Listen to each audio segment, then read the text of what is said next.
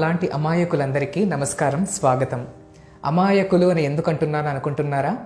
అద్భుతమైన సంజీవని లాంటి చెట్టు మన ఇంట్లోని, మన పెరట్లోని, మన సొంతూరులోని ఉండగా కూడా మనం 40 రోగాల బారిన పడుతున్నాం చూసారా? అందుకని విదేశాల వారు ఇప్పుడిప్పుడే మిరాకిల్ ట్రీ లేదా మహిమగల చెట్టుగా పిలుస్తున్న ఈ మునగాకు చేసే పనేమిటి, దాన్ని మనం మెడికల్ కోణంలో ఈరోజు తెలుసుకుందాము.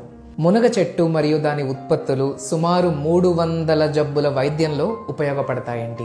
ఎవరో విదేశాల వాళ్ళు వచ్చి మునగాకు పైన పేటెంట్ తీసేసుకొని దాన్నే మళ్ళీ క్యాప్సూల్ రూపంలో మనకే అమ్మే పరిస్థితి వచ్చేలోగా ఈ అద్భుతమైన మునగాకు గురించి మనం ముందే తెలుసుకుందాము. కళ్ళకి విటమిన్ ఏ అవసరమని మీ అందరికీ తెలుసు. Vitamin A taluka best source ఏమిటి అని అడిగితే ఏం చెప్తారు? క్యారెట్స్ అని కదా. అయితే మునగాకులో క్యారెట్ కన్నా అక్షరాల 10 రెట్లు ఎక్కువ విటమిన్ ఏ దొరుకుతుందండి. రోగ నిరోధక శక్తిని పెంచే విటమిన్ సి తాలూకా సోర్సెస్ ఏమిటి అని అడిగితే ఏం చెప్తారు? ఆరెంజెస్ లేదా నారింజలు, బత్తాయిలు, సిట్రస్ ఫ్రూట్స్ అని చెప్తారు కదా. అయితే ఆరెంజెస్ కన్నా 7 రెట్లు అధికంగా విటమిన్ సి ఉంటుంది మునగాకులో. కాల్షియం సోర్స్ ఏమిటి అని అడిగితే ఏం చెప్తారు? పాలు, పెరుగు అని కదా. అయితే పాల కన్నా అక్షరాల 17 రెట్లు ఎక్కువ కాల్షియం దొరుకుతుంది మునగాకులో. శాకాహారులకి ప్రోటీన్ యొక్క ఒక మంచి సోర్స్ పాలు మరియు పెరుగు అంటాం కదా. అయితే ఈ రెండిటితో పోలిస్తే సుమారు 9 రెట్లు ఎక్కువ ప్రోటీన్ ఉంటుంది మునగాకులో.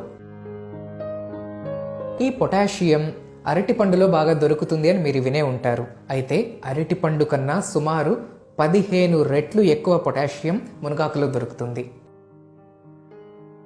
మొన్ననే నేను రక్తహీనత, ఎనీమియా మీద వీడియో చేశాను కదా. అందులో నేను చెప్పాను పాలకూరలో మిగతా ఆకుకూరల కన్నా పుష్కలంగా ఐరన్ దొరుకుతుంది అని. అయితే అప్పటికి నేను ఇంకా ఈ రీసెర్చ్ చేయలేదండి. పాలకూర కన్నా అక్షరాల 25 రెట్లు ఎక్కువ ఐరన్ మునగాకులో దొరుకుతుంది.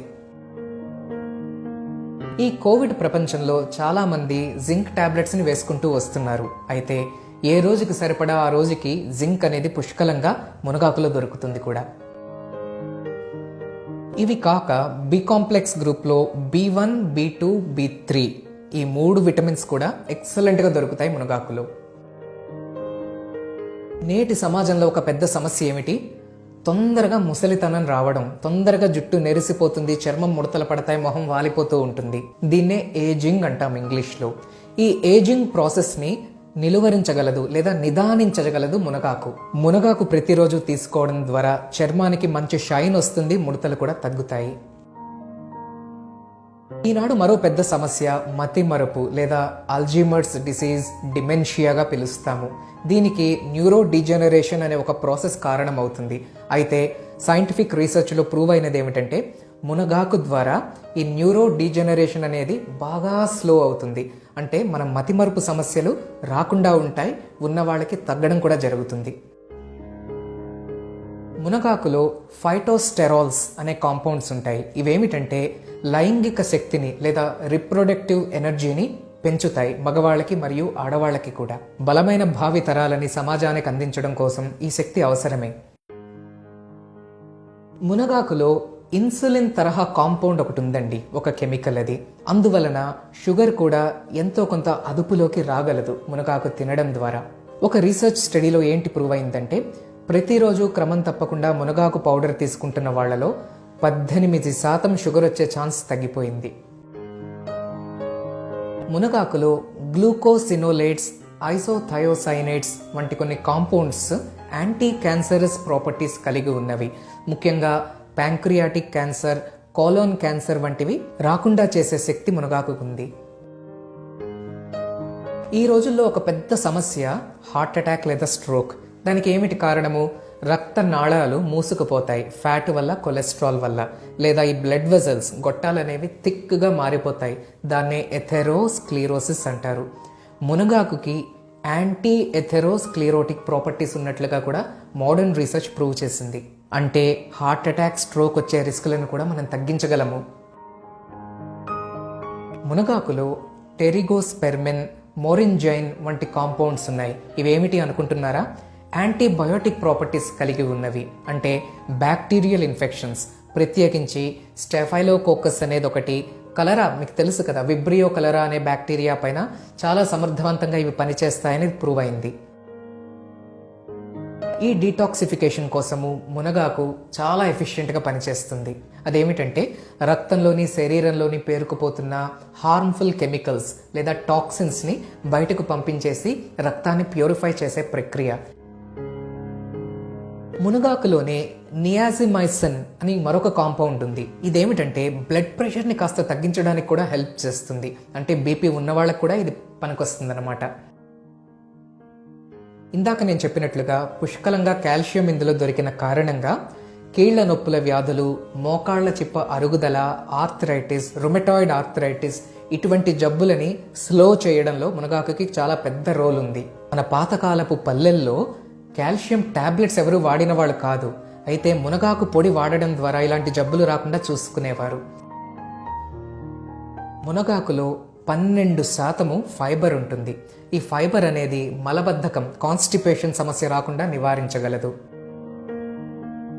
ఇంతవరకు ఎన్ని జబ్బుల గురించి మాట్లాడుకున్నామండి? షుగర్ తగ్గడము, బీపీ తగ్గడము, క్యాన్సర్ నివారించడము, మతిమరుపు సమస్య రాకుండా ఉండడము, చర్మంలో నిగారింపు రావడము, తెలివితేటలు పెరగడము, లైంగిక సామర్థ్యం పెరగడము, మలబద్ధకం సమస్య రాకుండా ఉండడము, రక్తం పెరగడము, కీళ్ల నొప్పుల వ్యాధుల నివారణ, రోగ నిరోధక శక్తి పెరగడము, విటమిన్ ఏ మరియు విటమిన్ సి పుష్కలంగా ఉండడము. మరి ఈ మునగని ఏ పద్ధతిలో మనం సేవించాలి? మునగాకుని కొయ్యండి, బాగా కడిగేయండి, ఎండలో ఎండబెట్టండి. ఎండ తగలని ఈనాటి అపార్ట్మెంట్స్లో కనీసం ఫ్యాన్ కిందైనా కూడా ఎండబెట్టచ్చు. డ్రైగా మారిపోతుంది కొన్ని రోజుల్లో. ఆ ఆకులు కాస్త క్రిస్పీగా మారిన తర్వాత ఒక క్లాత్ మీద దాన్ని పరచి చిన్న రోకలు ఏమైనా తీసుకొని ఇలా క్రష్ చేయండి, రోల్ చేయండి పైన. అప్పుడు ఆ చిన్న చిన్న ట్విగ్స్ లాంటివన్నీ సెపరేట్ అయిపోతాయి. ఆ జంక్ అంతా పక్కన పడేయండి. ఈ పౌడర్ ఉంటుంది చూసారా, దాన్ని తీసుకోండి. అది మిక్సీలో వేసి గ్రైండ్ చేసి పౌడర్గా మార్చేసుకోండి. ఈ పౌడర్ 6 నెలల పాటు స్టోరేజ్ కూడా చేసుకోవచ్చు. ఇంకా ఎలా తీసుకోవాలి అంటే ప్రతిరోజు 2 టీ స్పూన్లు, హీప్డ్ టీ స్పూన్స్ తీసుకోవచ్చు. ఏదో ఒక ఫామ్లో కడుపులోకి వెళ్ళిపోవాలి. అంటే పప్పులో వేసుకోవచ్చు, చపాతీ పిండిలో కలిపేసుకోవచ్చు, రసంలో వేసుకొని తినేయచ్చు, లేదా కొత్తిమీర పొడి, కరివేపాకు పొడి చేస్తూ ఉంటారు కదా, దాంట్లో ఈ మునగాకు పొడి కూడా కలిపేసుకోవచ్చు. ఈ మధ్యనే నా మిస్సెస్ మునగాకుతో కూడా ఒక రుచికరమైన పొడి కూడా తయారు చేసేసింది. ఇదిగో యూట్యూబ్లోనే దొరుకుతాయి, ఒకసారి వెతకండి. ఈ మునగాకు పొడి సాధారణంగా ఎవరైనా తీసుకోవచ్చు. అయితే కిడ్నీ సమస్యలు ఉన్నవాళ్ళు మాత్రం దీన్ని తీసుకోవద్దు. ఎక్కువ పొటాషియం ఉంది కదా, అది ఇబ్బంది పెట్టగలదు. అలాగే గర్భిణీ స్త్రీలు కూడా దీన్ని మీ డాక్టర్ గారి సలహా లేకుండా తీసుకోవద్దు.